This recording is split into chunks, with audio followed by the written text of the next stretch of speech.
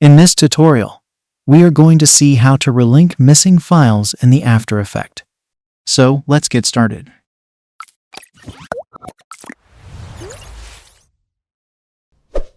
So I'm going to open an After Effects project file to demonstrate this issue. Once you open your project in After Effects, it shows number of missing files in your project. Click OK button. You can notice that the After Effects has replaced the missing file with a color bar. Don't be scared. Your project is not lost. It can be repaired very easily. Go to the search bar and type missing. We get a list of missing files. Right-click on one of the files to replace the footage and choose the file.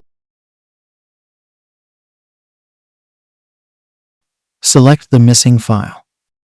Now press the Import button. Magically, After Effects will sort other missing files with this. Thank you for watching.